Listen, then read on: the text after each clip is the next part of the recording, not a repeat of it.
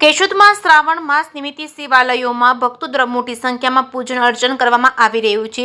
શિવજી ભારતીય ધર્મ અને સંસ્કૃતિ અને દર્શન અને જ્ઞાનને સંજીવની પ્રદાન કરનારા છે. આ જ કારણ તેને અનાદિકાળથી ભારતીય ધર્મ સાધનામાં નિરાકાર સ્વરૂપમાં શિવલિંગના સ્વરૂપમાં પૂજા થાય છે અને શિવલિંગને સૃષ્ટિને સર્વવ્યાપકતાનું પ્રતીક માનવામાં આવે છે.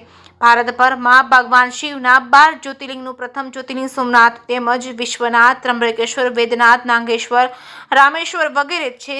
દેશના જુદા જુદા ભાગોમાં એટલે કે ઉત્તર, દક્ષિણ, પૂર્વ, પશ્ચિમમાં સ્થિત છે, જે મહાદેવની વ્યાપકતાનો પ્રગટ છે અને શિવને ઉદાર હૃદયના યથાર્થ ભોલે ભંડારી કહેવામાં આવે છે. એવું માનવામાં આવે છે કે શિવજી થોડી જ પૂજા કે અર્ચના કરતા પ્રસન્ન થઈ જાય છે. ભગવાન શિવનો મહામૃત્યુંજય અને મંત્ર પૃથ્વીના દરેક પ્રાણી માત્રને દીર્ઘાયુ છે અને સમૃદ્ધિ, શાંતિ, સુખ પ્રદાન કરે છે. ચિરકાળ સુધી કરતો રહેશે અને માનવજાતની ઉત્પત્તિ પણ ભગવાન શિવ દ્વારા જ માનવામાં આવે છે. જેના કારણે શ્રાવણ માસની શરૂઆત થતા કેશોદના શિવાલયોમાં મોટી સંખ્યામાં ઉમટી પડ્યા હતા. આજે વહેલી સવારથી જ કેશોદના નીલકંઠ મહાદેવ, ભૂતનાથ મહાદેવ, સિદ્ધેશ્વર મહાદેવ તેમજ ગોપેશ્વર મહાદેવ વગેરે ભક્તો દ્વારા દૂધનો અભિષેક, જલાભિષેક, પૂજન અર્ચન અને મહાઆરતીના દર્શનનો લાભ લીધો હતો. ભક્તોના જણાવ્યા મુજબ શ્રાવણ માસમાં પ્રકૃતિ પરંપરા ખીલી હોય છે, ત્યારે આ સમયે ભગવાન શિવની પૂજા કરતા પ્રસન્ન થાય છે. ભગવાન શિવનું દીર્ઘાયુ આપનાર પણ માનવામાં આવે છે. દર સોમવારે પણ દર્શન અર્ચન અને પૂજા આરતીનું ખૂબ જ મહત્વ રહેલું છે, જેને લઈને ભક્તો મોટી સંખ્યામાં ઉમટી પડ્યા હતા. કે ગુજરાતી સાથે રાજુ પંડ્યા, કેશોદ.